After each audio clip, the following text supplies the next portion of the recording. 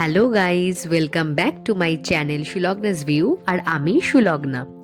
তো তোমাদেরকে জানাচ্ছি আমার কাশ্মীর ব্লগের আবারও নেক্সট পার্টে স্বাগত। যেহেতু আমাদের ট্যুরটা কাশ্মীরের অনেকটাই বড় দিনের ছিল, তো সেই জন্য কিন্তু অনেক অনেক পার্টে তোমাদের সামনে ভিডিওগুলো আমি নিয়ে আসছি। বিভিন্ন পার্টে আরও কিন্তু পার্ট বাকি আছে। তো কেমন আমি কাশ্মীর ঘুরলাম দেখার জন্য দেখতে থাকো আমার এই চ্যানেল সুলগ্নাস ভিউ। তো আগের পার্টে তোমরা দেখেছিলে যে আমি গুলমার্গে গেছিলাম। তো এবারে আমরা চলে এসেছি ব্রেকফাস্ট কমপ্লিট করে আমাদের শ্রীনগরের হোটেল থেকে আমাদের নতুন সাইট সিনে।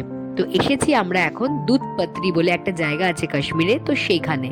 তো দুধপাত্রিতে আমাদের যে ট্রাভেলস থেকে গাড়ি দিয়েছিল সেখান থেকে গাড়ি তো নামিয়ে দিয়েছে, কিন্তু সেখান থেকে তোমাদের এরকম বাইক ভাড়া করতে হবে। কারণ দুধপাত্রিতে পুরো ঘোরার জন্য কিন্তু তোমাদের ট্যুর ট্রাভেলস থেকে বা কোনো পার্সোনাল কারে তোমরা কিন্তু ঘুরতে পারবে না।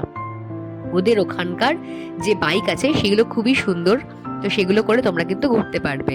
তো দেখো, এখন আমি বাইকে করে প্রথম ডেস্টিনেশনে এসে গেছি, সেটা হচ্ছে মিনি সুইজারল্যান্ড। জায়গাটা কিন্তু ভীষণই সুন্দর। আর ওইখানে মিনি সুইজারল্যান্ডে আসার পরে এরকম ঘোরার অপশন আছে, তোমরা চাইলে মানে হর্স রাইডিং করতেই পারো। তো এখানে মিনি সুইজারল্যান্ডে যে পুরো বড় জায়গাটা রয়েছে সেখানে কিন্তু আমি এরকম ঘোড়ায় চড়ে চড়ে ঘুরছিলাম। আর ওরা কিন্তু খুব সুন্দর সুন্দর রিলসও বানিয়ে দেবে তোমাদেরকে, তোমরা তার জন্য এক্সট্রা পে করে দেবে। ওরা খুব সুন্দর রিলস বানিয়ে দেবে, তোমাদের ছবি ভিডিও সবই তুলে দেবে। তো সেখানে আমি ঘোড়ায় চড়ে চড়ে এরকম ভাবে, বুঝতেই পারছো কিন্তু আমি একা ছিলাম, আমার সাথে কিন্তু কেউ ছিল না, আর কেউ কিন্তু ঘোড়াকে গাইডও করছিল না। আর ঘোড়াগুলো এতটাই ট্রেন্ড ওখানে, মানে কোথা দিয়ে কিভাবে যেতে হবে ওরা কিন্তু সব জানে, সো কোনো ভয়ের কারণ নেই। তো প্রথম ডেস্টিনেশন আমাদের ঘোরা কমপ্লিট হয়ে গেল। এরপরে আমরা বাইকে করে, সেম বাইক তোমাদের জন্য ওয়েট করবে, তো বাইকে করে সেম আমরা চলে এলাম আমাদের সেকেন্ড ডেস্টিনেশনে। এই ডেস্টিনেশনটাও কিন্তু ভীষণই সুন্দর ছিল। এখানে একটা ভ্যালি দেখা যায়, সেটা হচ্ছে কাশ্মীর ভ্যালি। তো আমরা এখন এসে গেছি কাশ্মীর ভ্যালিতে। তো কাশ্মীর ভ্যালির সামনে একটা বিশাল বড় গাছ আছে, তোমরা দেখতেই পাচ্ছ। তো এখান থেকে তোমরা পুরো কাশ্মীরের ভিউটা দেখতে পাবে। আর এখানকার মানে পরিবেশটা এতটাই সুন্দর, মানে ছবি ভিডিও রিলস বানানোর জন্য কিন্তু বেস্ট।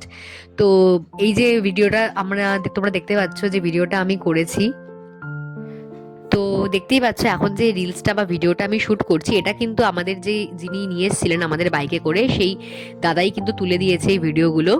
আর দেখো, এখানে আমরা আমাদের থার্ড ডেস্টিনেশনে চলে এসেছি। এখানে খুব সুন্দর একটা মানে নদীর মতো ছিল বলতে পারো। দেন এটা হচ্ছে আমাদের ফোর্থ ডেস্টিনেশন, এটা হচ্ছে জিগজ্যাগ ভ্যালি।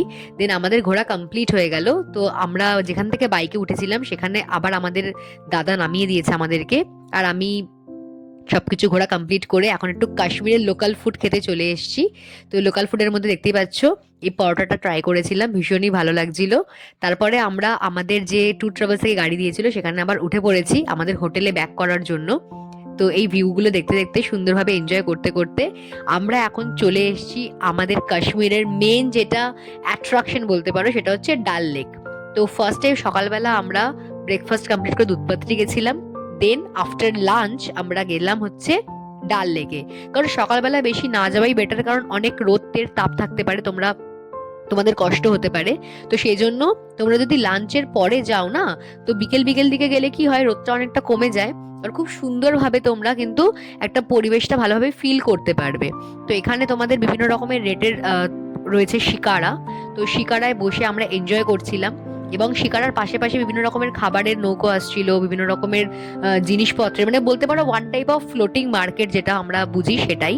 তো শিকারায় বসে বসে কিন্তু আমি একদম জলে হাত দিচ্ছিলাম, কিন্তু ডাল লেকের জলটা ভীষণই ঠান্ডা ছিল। আমরা অক্টোবরে গেছিলাম, বাট খুবই ঠান্ডা ছিল জলটা। বাট এই যে সময়টা আমরা গেছিলাম এই বিকেলের দিকটাই কিন্তু আমার মনে হয়েছে শিকারায় চড়ার জন্য পারফেক্ট সময়। তো তোমরাও যদি শিকারায় চড়ো, বেশি রাতও করো না, আবার বেশি সকালবেলা বেলার দিকেও যেও না। এই দুপুরের পরে বিকেলের সময়টুকু তোমরা যদি যাও, একদম আধো আধো পড়ন্ত রোদে কিন্তু তোমরা একদম সৌন্দর্যটা কিন্তু উপভোগ করতে পারবে। আর এখানে দেখো বিভিন্ন রকমের ফ্লোটিং মার্কেট তোমাদেরকে আমি আগেই বললাম রয়েছে। তোমরা চাইলে তোমাদের শিকারা তোমাদের জন্য ওয়েট করবে, সেই মার্কেটের সামনে তোমাদের দাঁড় করিয়ে দেবে, দিয়ে তোমরা তোমাদের পছন্দ মতো শপিং করে আবার শিকারায় তোমরা ব্যাক করতে পারবে। শিকারা এরকম অনেক ঘন্টার জন্য নেওয়া যায়, আধ ঘন্টা, 1 ঘন্টা, 2 ঘন্টা, তোমরা যেরকম তোমাদের পছন্দ মতো সময়ের জন্য তোমরা কিন্তু শিকারা ভাড়া করতে পারো। তো আজকের দিনটা আমরা এভাবেই শেষ করলাম। দেখা হচ্ছে তোমাদের সাথে আবার নেক্সট পার্টে। ততক্ষণ বাই, টাটা।